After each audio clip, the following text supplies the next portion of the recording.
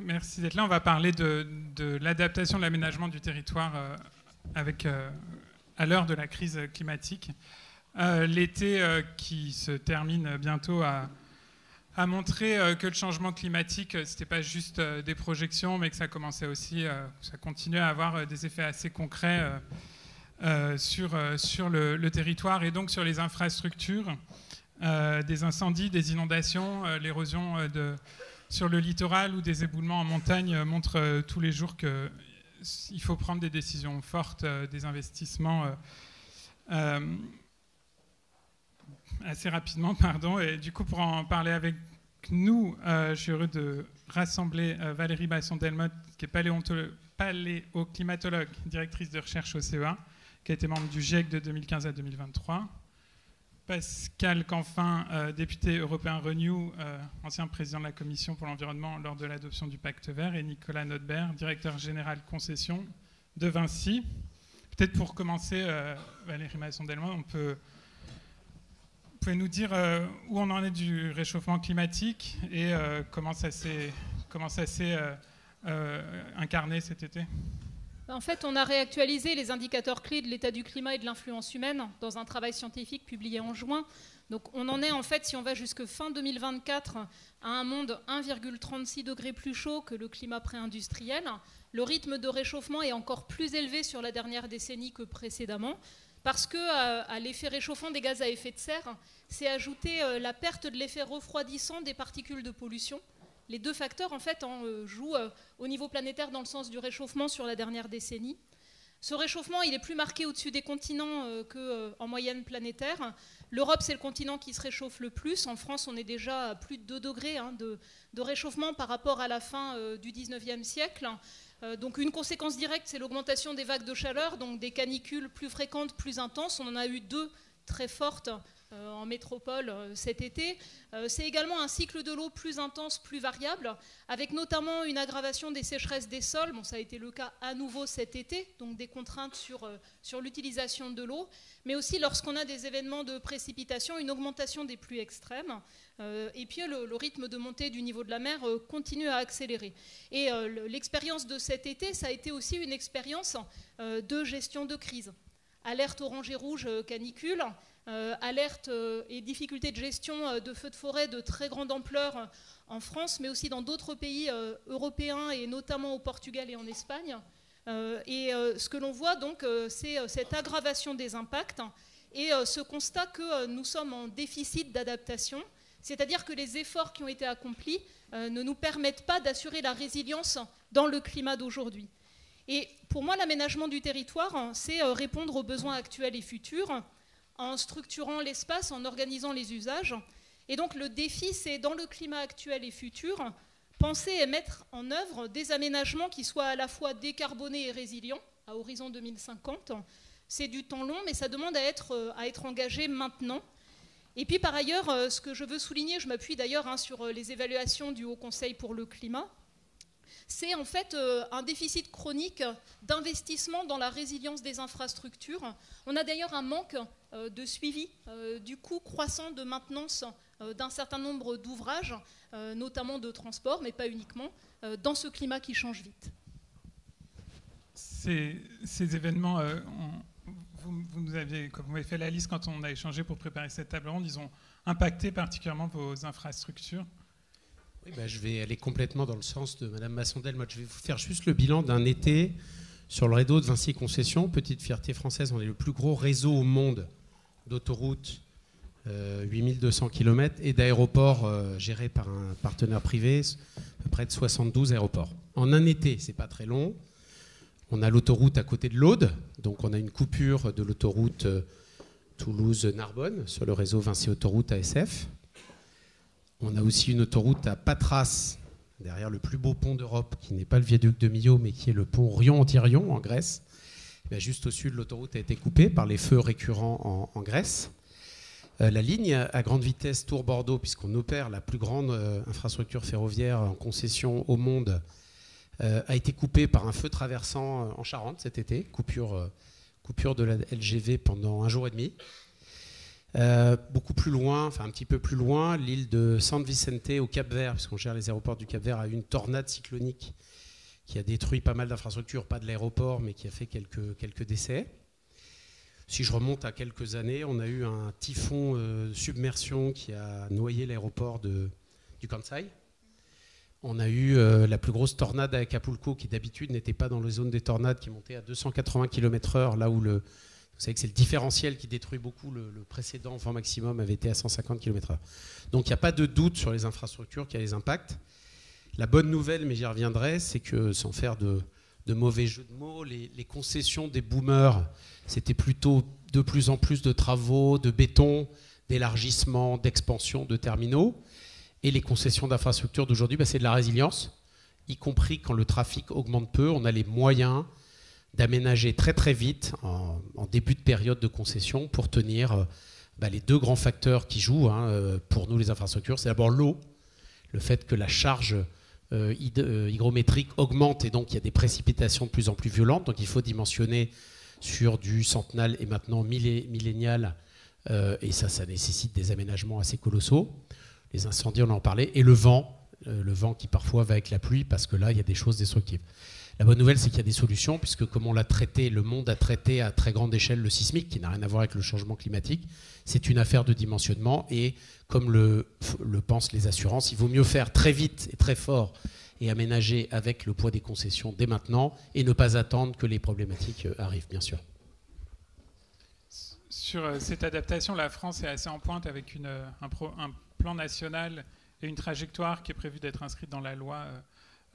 Est-ce que c'est le cas dans d'autres pays d'Europe? Est-ce que vous pensez que c'est suffisant? Bonjour tout le monde.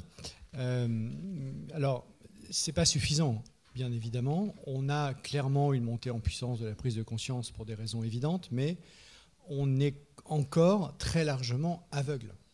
C'est-à-dire que nous n'avons pas organisé le système de stress test, si je prends un équivalent bancaire, de nos grandes infrastructures stratégiques pour savoir comment elles évoluent et comment on les rend résilients dans des chocs, soit des chocs côtiers, soit des chocs forestiers ou autres. Et j'étais il y a quelques semaines à Rotterdam, par exemple. Il y a une infrastructure stratégique pour l'économie européenne, c'est le port de Rotterdam. Le port de Rotterdam, malgré tout le savoir-faire des Néerlandais historiquement par rapport à l'eau, aujourd'hui, ils n'ont pas organisé la résilience du port de Rotterdam avec les hypothèses du GIEC ou les hypothèses de l'Agence européenne de l'énergie, de l'environnement, pardon, qui a modélisé, et je vous invite à aller voir ces cartes qui sont absolument fascinantes, qui a modélisé toute l'Europe par carré de quelques kilomètres carrés, pour être capable de dire, selon différentes hypothèses issues du GIEC, concrètement, quelles sont les zones qui sont les plus à risque, de manière assez granulaire. Et on retrouve des ports, par exemple des ports stratégiques, Le Havre, etc. Et on imagine que si on a des infrastructures stratégiques pour l'économie européenne, Le Havre, Rotterdam, Marseille, qui sont 3 jours, puis 5 jours, puis 10 jours, en incapacité de fonctionner à cause de la montée des eaux et à cause de certains événements climatiques, ça a un impact pour absolument tout le monde dans cette salle, puisqu'on est en flux tendu et qu'on ne peut pas se permettre d'avoir une rupture d'approvisionnement de cette nature. Donc on a aujourd'hui la nécessité absolue d'arrêter d'être aveugle et de prendre les mesures qui s'imposent. Ça coûte cher, c'est de l'investissement, parfois en dur, parfois pas en dur, mais c'est clairement un investissement qui sera rentable par rapport au choc climatique. Le deuxième élément, si vous me permettez, le deuxième message qui me semble important, et donc, à titre personnel, je travaille pour essayer de faire en sorte que, à chaque fois qu'il y a de l'argent européen dans les grandes infrastructures, et il y en a à peu près partout, il y ait des stress tests obligatoires. La BEI l'a mis en place. Quand c'est de l'argent du budget européen, ça n'est pas encore le cas. On est en train de négocier le budget européen pour les 7 prochaines années. J'essaie de faire en sorte que ce soit le cas. Et on devrait évidemment le faire en France aussi. Le deuxième élément, c'est que l'aménagement du territoire, ça ne se résume pas évidemment à des grandes infrastructures. Et donc, il y a aussi un aménagement du territoire qui va servir la transition. Pas simplement qui doit résister et qui doit être résistant, mais la transition écologique, la neutralité carbone, etc., ce sont des nouvelles infrastructures. les bornes de recharge pour les voitures électriques ou pour les camions, etc. Et donc là, l'enjeu, quand on parle de réinvention, l'enjeu, c'est d'être capable de se mettre d'accord, de partager les risques, de partager les chaînes de valeur et de dire comment je fais en sorte que les nouvelles infrastructures dont on a besoin, eh bien, on les crée avec des partages de risques publics-privés. Et c'est là où le modèle, moi je suis frappé, vous avez peut-être une bonne explication à ça, je suis frappé par le fait de voir qu'on a réussi à inventer, grâce au modèle de concession, de délégation de services publics, avec toutes les gradations de partage des risques diverses et variées. On a réussi à inventer ça au début du XXe siècle jusqu'à aujourd'hui, hein, pour moderniser l'ensemble de nos infrastructures. Et on me dit, je vous laisse me contredire, c'est pas le cas, que les toutes premières autoroutes, là, hein, par exemple, quand on regardait le trafic de l'époque, il n'y avait aucune rationalité à faire une autoroute parce qu'il n'y avait pas assez de voitures. Mais il y a eu un pari qui a été fait. Et résultat des courses, on a construit en même temps les infrastructures et l'utilisation de ces infrastructures parce qu'on s'est projeté dans le temps. Et on a fait du partage de risques. Et je trouve qu'on n'est pas assez fort, on n'est pas assez bon, on n'est pas assez agile, pas assez rapide pour faire exactement ce qu'on a su faire pour faire des infrastructures de l'économie carbonée, pour faire la même chose pour la décarbonation de notre économie et partager les risques. Et j'espère me tromper, j'espère qu'en fait vous allez me dire que non, maintenant on a trouvé toutes les solutions, mais je pense que c'est vraiment un défi absolument majeur pour accélérer, aller plus vite, parce qu'au fond là on n'est pas dans une bataille de il ne faut pas inventer des nouvelles technologies qui sortent de nulle part, etc. On sait à peu près tout faire, mais il faut le déployer plus vite. Et puis il y a des sujets sociaux, bien évidemment, sur lesquels je pourrais revenir dans un deuxième temps. Je suis d'accord et je voulais donner des illustrations de ce qu'on essaie de faire et qui parfois, d'ailleurs, permet de réfléchir et de travailler ensemble avec des budgets communautaires ou des budgets français en partage de risques. En ce moment, il y a une expérimentation sur l'A10 à la sortie de Paris. Comme c'est une expérimentation, personne ne peut prétendre que ça va marcher ou pas, qui est de voir si on peut recharger les véhicules par induction. Donc là, on est dans l'atténuation, c'est-à-dire on a équipé de bobines la voie lente en sortie de l'autoroute A10, on équipe des poids lourds, des bus et des véhicules pour voir si le niveau de charge pendant ces 3 km permet à la fois de faire rouler et voilà. Pourquoi ? C'est quoi l'arbitrage ? C'est de savoir à l'échelle européenne, hein, bien sûr, s'il vaut mieux équiper l'infrastructure ou équiper les véhicules de batterie. C'est un arbitrage assez stratégique. Une batterie, c'est très lourd. Et donc, si on arrivait, et il faudra évidemment un bilan économique neutre, si on arrivait à démontrer que ça coûte moins cher d'équiper l'infrastructure et qu'on n'a pas de charge emportée de batterie sur les véhicules, c'est prometteur. Et ça, c'est l'exemple d'un risque partagé plutôt de type recherche. Après, dans le partage de risques économiques, une fierté, on est le réseau mondial concédé le plus équipé en bornes de recharge. On a à peu près 55 bornes pour 100 km. Ça, c'est la partie qu'il fallait faire vite en tant qu'acteur économique privé sans risque. Le débat où on doit, comme vous le dites, partager le risque, mais surtout l'enjeu, c'est que nous, on dit, attention, dans 10 ans, il en faut 10 fois plus. 10 fois plus, on n'a plus la place sur les aires existantes et on n'a pas la puissance électrique installée pour, en gros, les jours de grand départ d'été ou d'hiver. C'est d'ailleurs l'hiver qui est dimensionnant, puisque vous savez que les batteries fonctionnent moins bien l'hiver. Un jour de départ au ski, dans les conditions actuelles de vacances d'hiver, il faut 10 à 15 fois plus de bornes. Et là, ça commence à poser des problèmes de puissance électrique. Ça, c'est de la planification stratégique, nationale, industrielle. Il ne faut pas s'arrêter, par exemple, à la production d'électricité. On nous dit la production d'électricité, finalement, enfin, la consommation diminue. Nous, on dit il ne faut pas regarder celle d'aujourd'hui.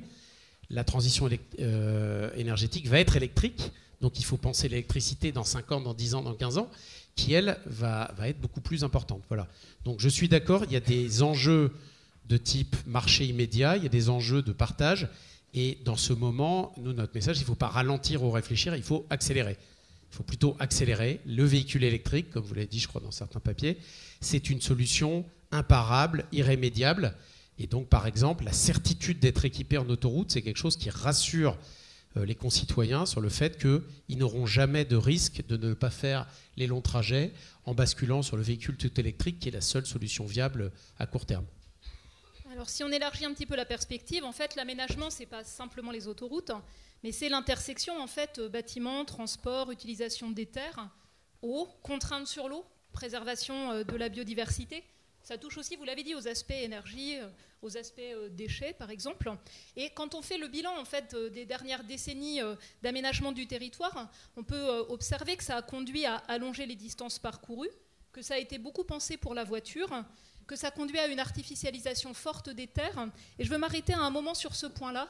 Il y a également des aspects de mobilité contrainte ou de précarité de mobilité, qui sont en fait finalement les angles morts de cet aménagement du territoire. Alors pourquoi l'artificialisation des terres? Parce que nous sommes, vous l'avez vu cet été, dans un contexte où le changement climatique touche durement les écosystèmes. Les effets chaleur-sécheresse entraînent un dépérissement de la forêt, une augmentation de la mortalité des arbres. On est sur un affaiblissement du puits de carbone lié à l'accroissement de la forêt française et européenne. Et un tiers en fait, du puits de carbone de la forêt, c'est du bois mort, ce qui n'est pas du tout satisfaisant. Donc on a besoin de préserver le stockage de carbone, pas simplement en régénérant les forêts, mais aussi en préservant le carbone stocké dans les terres agricoles et dans les sols, d'où l'enjeu lié à l'artificialisation des terres, qui est un point important. Et donc si on pense changement climatique, et sur le long terme, aménagement. En fait, on peut aussi se dire qu'il y aura des zones à risque, il y aura des zones où on sera en limite d'habitabilité ou de capacité à assurer les coûts de maintenance par rapport aux aléas climatiques. Le littoral en a un exemple, certaines régions de montagne aussi. On va avoir des contraintes croissantes sur la ressource en eau dans certains territoires. Et donc, c'est quelque chose à intégrer dans la réflexion stratégique sur l'aménagement. Il y a certainement le besoin de densifier les zones les moins à risque, sur une approche en fait, de sobriété au sens répondre aux besoins en évitant des demandes en énergie, en matériaux, etc.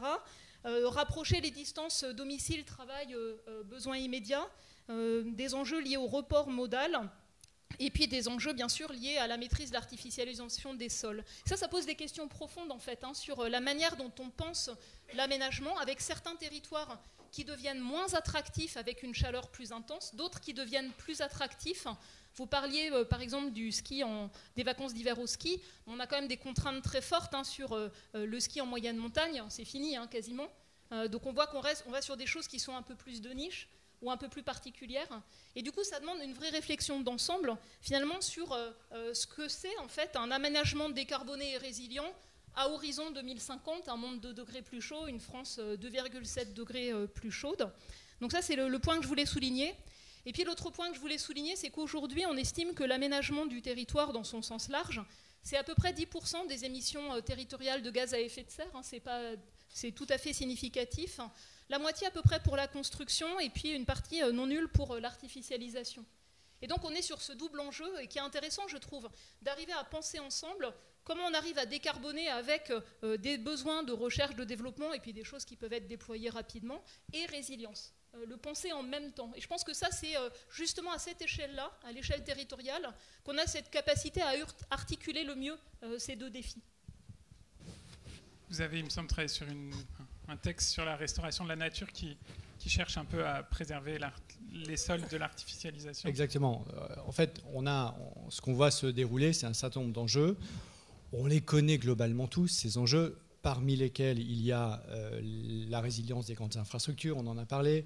Il y a les nouveaux modèles économiques à développer pour les nouvelles infrastructures de la décarbonation, des très grandes aux très petites, y compris les logements. On en a très rapidement parlé. Et puis il y a ce qui aujourd'hui est considéré comme un espace, soit des espaces vides, les fameuses prairies, les zones humides qui ne sont pas productives au sens direct du terme, mais qui sont des éléments qui ne sont justement pas vides, mais qui sont producteurs de stabilité, qui sont producteurs de services écosystémiques et qu'on a besoin de conserver. Et sur les terres agricoles, on connaît tous le discours que je partage consistant à dire qu'il faut préserver nos sols agricoles, préserver les prairies. La réalité, c'est qu'aujourd'hui, le monde agricole est totalement schizophrène sur le sujet, parce que la position officielle, c'est de défendre les terres agricoles. La réalité, c'est que la retraite de l'agriculteur, c'est de vendre sa terre pour qu'à un moment donné, une partie de la parcelle devienne constructible. Sinon, il n'y a pas de retraite. Je pense qu'il n'y a personne dans cette salle qui va dire c'est un salaud, il veut sa retraite. Donc, il y a juste une tension. Il n'y a pas un sujet moral. Et c'est tout le problème. C'est que trop souvent, la politique sur les sujets environnementaux est perçue comme un enjeu moral. Ce n'est pas un enjeu moral. Il a à la fois raison de vouloir protéger sa terre pour produire, et il a à la fois raison de vouloir la vendre pour qu'elle devienne foncière pour avoir de la retraite. Moi, je peux pas, en aucun cas, je peux juger. Par contre, ce qui est certain, c'est que c'est sous-optimal d'un point de vue collectif. Et donc, comment on crée la négociation contractuelle qui fait qu'avec les territoires, les élus locaux, les agriculteurs, les syndicats, enfin on met l'ensemble des acteurs autour de la table, éventuellement l'agroalimentaire, et on crée les conditions pour qu'un agriculteur, dans son modèle de vie d'exploitation, ne repose pas sur, à un moment donné, faire la culbute sur le fait que ça devienne du bâti pour ensuite faire de l'artificialisation des sols et faire une zone pavillonnaire. C'est ça le modèle. Et donc, tant qu'on ne met pas en place une infrastructure sociale, pas une infrastructure dure, une infrastructure sociale qui contractualise le fait que les logiques d'acteurs changent, eh ben, on se heurtera toujours à la même difficulté. Et quand on voudra le faire pour de vrai, on se heurtera toujours aux mêmes difficultés politiques. Et ça, réussir ça, ça implique, de ne pas mettre de la morale, parce que sinon, vous avez perdu d'avance. C'est un jugement de valeur surplombant, c'est insupportable. Et deuxièmement, ça implique de se mettre autour de la table, donc de dépolariser. Et je crois que le principal problème sur comment réinventer l'aménagement, c'est qu'il faut arrêter cette polarisation dans laquelle on est rentré. Et vous êtes peut-être aussi victime, vous, dans vos collectifs internes, de cette polarisation. Si on continue à polariser les sujets de transition, c'est mort. Parce que la seule façon d'y arriver, c'est précisément de contractualiser la transition avec des modèles différents qui font qu'on partage des risques différemment, qu'on intègre les logiques d'acteurs différents. Donc s'il y a un sujet, voilà, et là on voit bien que du coup ça amène des sujets plus larges, des questionnements plus larges sur la démocratie, sur les réseaux sociaux, sur la polarisation, les populistes, les extrêmes, etc. Donc ce n'est pas l'objet de cette table ronde, mais si on ne sort pas de ça, on aura beaucoup de mal. Donc il faut absolument le faire. Et une des clés pour le faire, mon expérience, une des clés pour le faire, je rejoins ce que tu disais Valérie, c'est le territorial. L'échelon territorial reste un échelon moins polarisé, je ne dis pas qu'il ne l'est jamais, mais globalement moins polarisé que l'échelon national. Et donc il faut absolument décentraliser un certain nombre de décisions, donner la capacité d'innovation territoriale pour contractualiser les choses différemment. Et on répondra en partie de manière très micro, mais c'est l'agrégation de ces éléments micro qui feront des logiques d'aménagement différentes. Je partage tout ce qui vient d'être dit. Je voulais essayer de donner notamment la décentralisation, auquel on croit beaucoup au sein du groupe Vinci. Je voudrais donner 2-3 éclairages d'entreprise. Il faut refaire la ville sur la ville. Donc, vous savez que Vinci Immobilier est le premier acteur qui valide le concept de zéro artificialisation nette. Il faut que les entreprises et les acteurs s'imposent cette idée de ne plus consommer du territoire. C'est vrai des infrastructures, on doit même réduire, donc on s'efforce de faire de la résilience, mais aussi en réduisant l'emprise. D'ailleurs, ne résumons pas les infrastructures aux grands projets neufs, il y en a très très peu aujourd'hui en Europe occidentale. Le principal sujet, ce sera beaucoup l'existant, même s'il peut y avoir des débats sur les infrastructures. Ce que vous avez dit tout à l'heure, Valérie, la complexité, c'est que l'immobilier, c'est souvent le choix d'une vie. Sur la mobilité, Agnès Pannier-Runacher me disait qu'au moment de la crise du coût de l'énergie, la seule chose qui ne réduit pas, c'est la consommation de kilomètres. Pourquoi ? Parce qu'en fait, la localisation est contrainte, d'où des enjeux sociaux, et ça n'est pas un hasard si les gilets jaunes ou les bonnets rouges avant eux sont venus sur des augmentations de taxation de mobilité. Donc sur la mobilité, le débat social et sociétal est très important, et ce n'est pas un débat qui se résout à court terme. Je suis d'accord avec vous que les villes de demain devront être encore plus denses, ce qui nécessitera de l'acceptabilité, mais ça se fera en une génération. Donc c'est pour ça que nous on dit la mobilité est un facteur, vous êtes scientifique, anthropologique qui semble assez inhérent aux êtres humains. Depuis 2 millions d'années, les êtres humains se déplacent sur toute la planète. À titre personnel, je pense qu'il sera très difficile de réduire l'immigration et les migrations, quoi qu'en disent des responsables politiques, parce que précisément, qu'elles soient climatiques, qu'elles soient sociales ou autres, les êtres humains bougent. Et donc, il nous semble qu'il faut travailler très vite aussi bien sur l'atténuation et sur la résilience, parce que nous avons des doutes certains sur le fait que le volume de mobilité diminue à l'échelle mondiale. Voilà, les métropoles se consolident dans le sud, il y a des mouvements planétaires de personnes extrêmement forts, et face à ça, si on n'enclenche pas beaucoup plus vite le travail d'atténuation sur les carburants, d'où électrification, hydrogène, SAF, la simple perspective d'une réduction des mobilités nous semble extrêmement dangereuse. Parce qu'on ne l'a jamais constaté sur aucun de nos modèles court terme ou long terme. Je vous donne un exemple concret. Quand les gens décident de ne plus acheter de Tesla parce qu'ils n'aiment pas M. Musk, ça se produit très vite. quand ils décident de ne pas aller en vacances aux États-Unis, ce qu'ont fait les Européens cet été, ça se produit très vite. Nous n'avons jamais rencontré ça, ni sur nos aéroports, ni nos autoroutes. Donc, ça veut dire que la mobilité, une ville plutôt écolo comme Nantes, il n'y a pas de nouvel aéroport, le trafic, c'est là qui croît le plus vite en France. Méditez là-dessus. Hein. C'est à Nantes, alors qu'il y a un problème d'infrastructure, que le trafic croît le plus vite. Sociologie, bobo, écolo, sympa, ils prennent l'avion. D'accord, voilà. Il faut qu'on ait conscience de ça. Pas tous, mais ils le prennent. Et ce n'est pas l'infrastructure qui les amène à prendre l'avion, puisqu'il n'y a plus de slots et qu'elle est totalement contrainte. Voilà. Donc la mobilité continuera d'être une demande. À nous de l'atténuer très vite et beaucoup plus vite que ce qu'on fait, notamment en accélérant plutôt qu'en réduisant l'électrification. De ce côté-là, il faut tenir les engagements européens pour justement, comme le fait la Chine, malheureusement, je dirais, aller vers l'électrification. Et pour l'avion, il faut accélérer les SAF et le multilatéralisme, parce qu'on peut prendre des décisions tout seul. Ce sont des mouvements mondiaux et les règles se prennent au niveau mondial.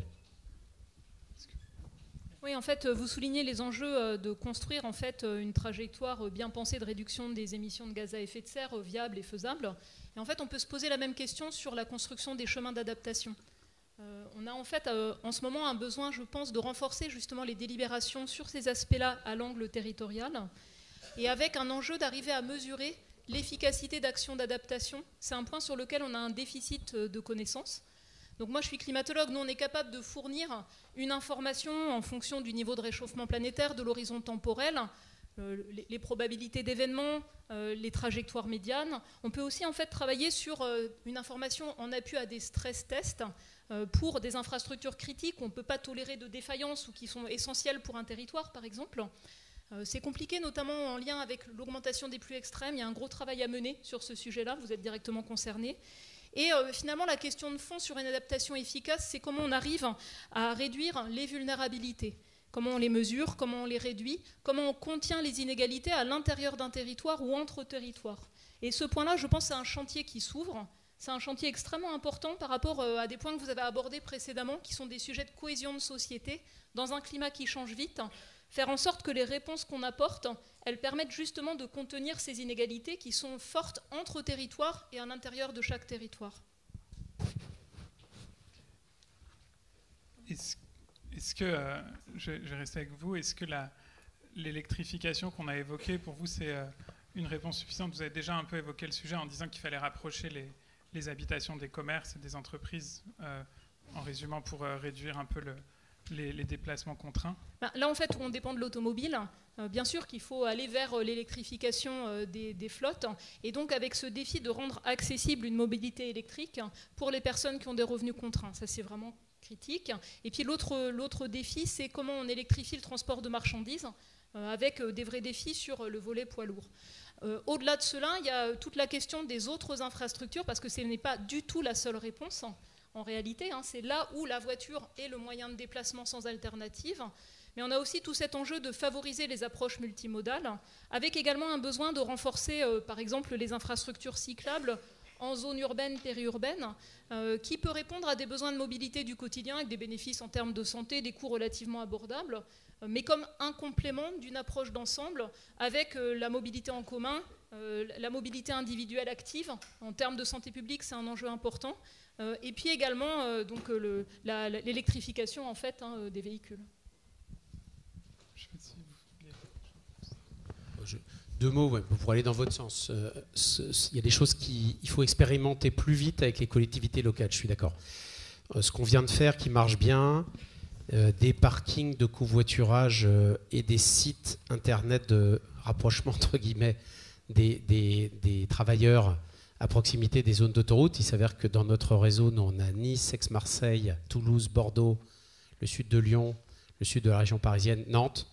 Et donc toutes ces métropoles qui se développent beaucoup, vous savez que la polarisation démographique se fait beaucoup sur ces métropoles, malheureusement, historiquement, assez éloignées du centre de la métropole. Et donc il faut très rapidement, il y a le ferroviaire, mais le ferroviaire ne fera pas tout. Je vous parlais de Tours-Bordeaux, on a fait un TGV, une ligne privée, Tours-Bordeaux, c'est 8 milliards pour gagner 1 heure sur Bordeaux, ce qui est bien pour les deux villes. Les transversales ferroviaires, c'est extrêmement cher. Et les RER locaux, c'est très cher. Donc il faut aussi qu'en parallèle au ferroviaire, il y ait des usages partagés, des bus à haut niveau de service, des bus qui empruntent des voies dédiées. Donc nous, aujourd'hui, on lance un programme massif voies dédiées sur les autoroutes à proximité des zones urbaines denses pour les taxis, pour les usages partagés. On a aussi un service Dourdan-Massy qui arrive directement du sud de la région parisienne. À côté de chez moi, en fait. Voilà. Et vous pouvez arriver à Massy en utilisant la voie bus, et vous arrivez à Massy TGV, Massy Palaiseau.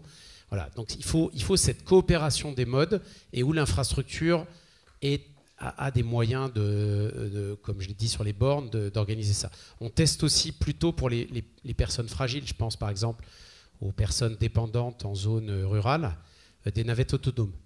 Donc on a la première navette autonome en test qui permet d'aller chercher des gens dans le sud de l'Essonne et ensuite de les amener sur Massy-Palaiseau pour qu'elles gardent un lien social avec les métropoles. Voilà.